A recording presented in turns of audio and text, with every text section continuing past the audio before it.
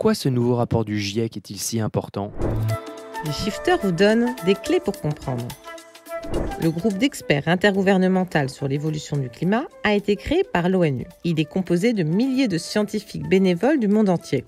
Pour rédiger ce rapport, ils ont analysé et synthétisé près de 14 000 études publiées sur le changement climatique. Les rapports du GIEC sont à la fois reconnus par la communauté scientifique et validés par tous les États membres.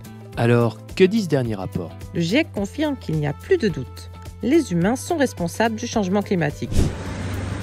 Notre utilisation massive de pétrole, de charbon, de gaz et notre alimentation très riche en viande ont fait considérablement augmenter la quantité de gaz à effet de serre dans l'atmosphère.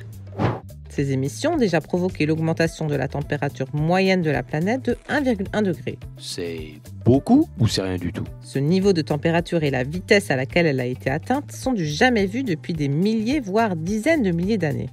Ok, mais est-ce que ça impacte déjà le climat aujourd'hui?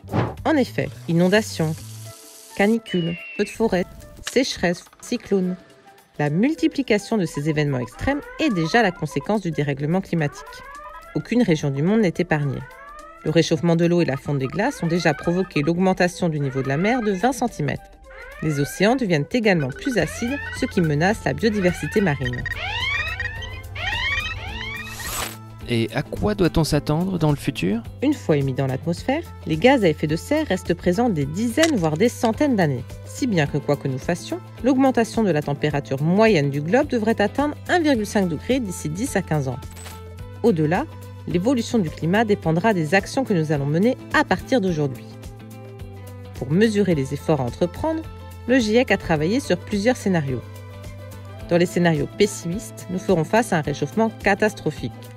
Les scénarios les plus optimistes permettraient de limiter le réchauffement à une température acceptable, mais nécessitent des actions fortes et immédiates dans tous les pays du monde. Mais on parle de plus en plus du climat. Ça bouge, on est sur la bonne voie, non?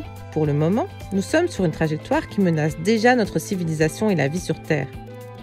Chaque dixième de degré compte. Plus le climat se réchauffera, plus les événements extrêmes augmenteront en fréquence et en intensité.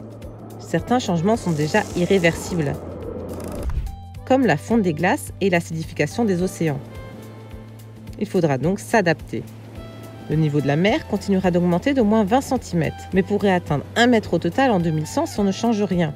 Ce serait évidemment catastrophique pour les régions côtières qui abritent 60% de la population mondiale. Tous ces phénomènes vont s'additionner les uns aux autres et provoquer des impacts sévères et irréversibles sur l'ensemble du vivant sur Terre, du vivant dont nous faisons partie. Si j'ai bien compris, l'activité humaine provoque un dérèglement du climat. On en voit déjà les conséquences aujourd'hui, et ça risque de s'intensifier fortement dans les dizaines d'années à venir. Mais qu'est-ce qu'on peut faire pour éviter ça? Pour faire face à l'immense défi qui nous attend, le GIEC conclut déjà qu'il faudrait s'adapter, c'est-à-dire se préparer face au dérèglement déjà enclenché et planifier immédiatement une réduction massive de nos émissions de gaz à effet de serre. Cela nécessitera des modifications profondes de notre société et de nos modes de vie.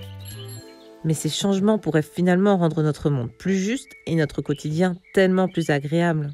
Cette vidéo vous a plu et vous avez envie d'en savoir plus? N'hésitez pas à partager autour de vous et à vous abonner à la chaîne YouTube des Shifters, les bénévoles du Shift Project. À bientôt!